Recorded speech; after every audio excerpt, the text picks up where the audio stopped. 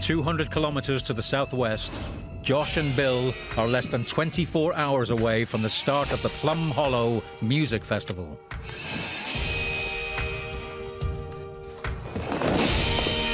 Despite countless days and constant fighting and tens of thousands of dollars, they are finally close to fulfilling their mentor Barney's lifelong dream of a working underground still.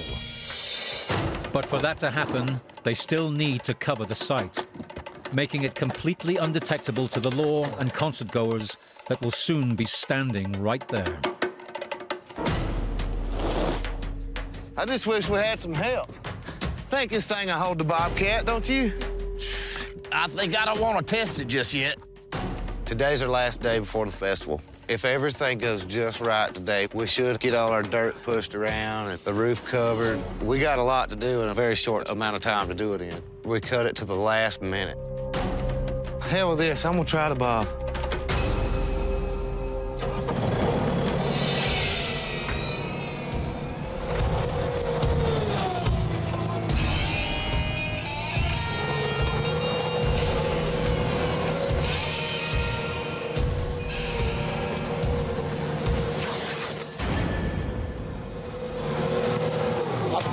Just a little bit right there.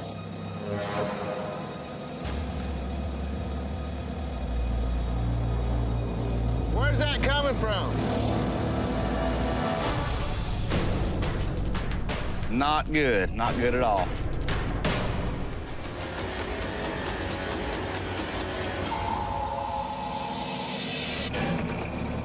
Not good. Not good at all.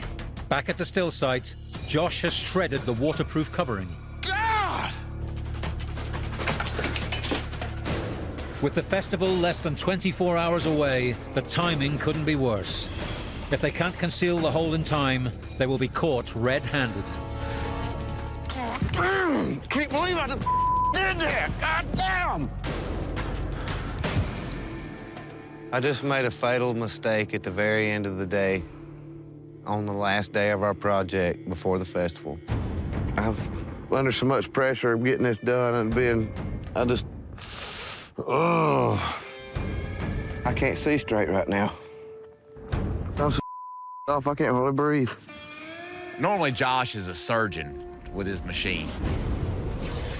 Today, he snagged our waterproofing membrane, ripped it up, and we're running out of time. So there's not too many other options except for dig it out a little bit and see what we got to fix it and keep on moving forward. What are we gonna do to fix that? I don't know, we got to get it dug out first, see what it looks like. All my hard work, it was kind of like, you know, a slap in the face. It sent me over the edge.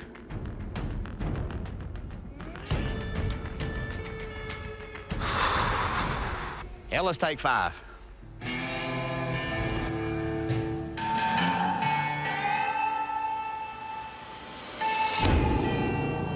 With just 6 hours until the festival, Josh and Bill are digging themselves out of yet another mess. Can't believe I did that! If the tear in the waterproof membrane is too deep, they'll have no time to repair and camouflage their still site. But like their late friend Barney, they're determined to see it through. Got about a 2 foot by 2 foot little chunk taken out, but we'll get something back on it. I think we can fix it. That right there is gonna go down in the history books as one of the all-time dumbest things that I've ever done. Not the dumbest, but one of the dumbest. I know I ain't never seen you that mad. No, you ain't. Well, it turned out that it was a relatively small hole that was fairly easy to fix, so I may have overreacted to the situation just a bit. I kind of let my emotions override my ass.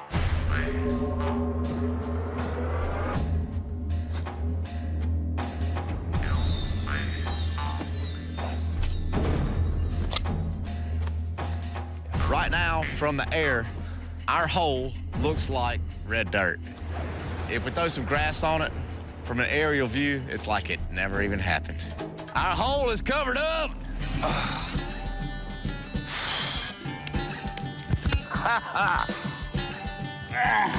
At least we got our hole covered up. And after all we've been through, I'll take that. Here's the long life of this project.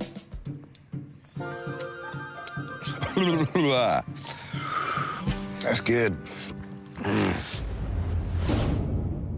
Back in South Carolina, the long-anticipated music festival has finally arrived. And for Josh and Bill, it all comes down to this moment. We got people coming in the festival. There's campers, RVs pulling in, tents being popped up, everybody getting set up. Although the still site is finally built and covered, one last task remains. They need to get rid of Barney's old rusty still to make room for their new Carolina steam still. One thing that we can definitely agree on, this is not the right piece of equipment that anybody needs to be making liquor on. Definitely not. You can see plain as day that it's rusty water. That steel is poisonous because you get iron and stuff in your body. Stainless or copper is the way to go. But I'm ready to get it out of here. Then let's bust it down and drain that liquid.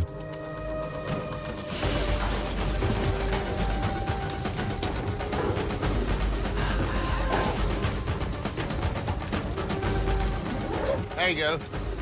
Is it coming out now? Yeah, here it comes. If we would have started this 2 weeks ago when I suggested it, we wouldn't be doing it right now. We're at crunch time. We'll still be lucky to pull it off before the festival. See that rust coming out there? Look at that. Man, it's a good example of why liquor should never be made in carbon steel barrels. Look at that rust.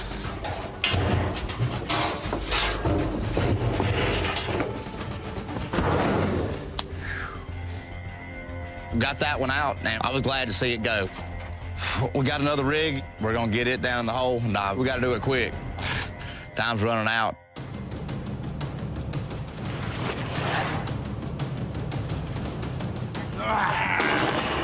Damn, Bill. Oh, God, it popped me right in the nose. The festival's open, and we got this big stainless beauty sitting out in the open. Easy! And people driving by. We're trying to get this thing put underground as quick as we can before anybody else sees it. I'm back! Woo! With only minutes before festivities begin, Easy, easy. they'll need to move cautiously to avoid any suspicion. Let's get the rest of them up here.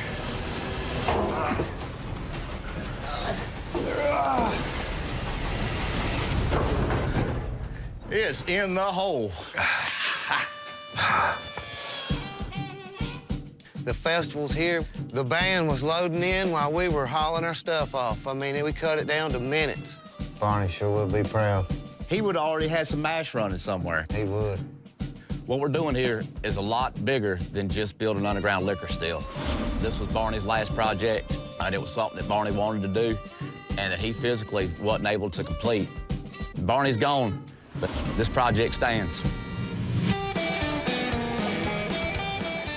They may be relieved, but they fell short of their larger goal, to have Shine Brewing before the festival. When we get this thing rolling, then we're gonna be working 100 gallons of mash. To pull it off, they'll have to dig even deeper into their pockets. It's gonna cost us a fortune to make that much mash. That's a lot of corn. That's a lot of sugar. I'm ready to make it happen. Good enough.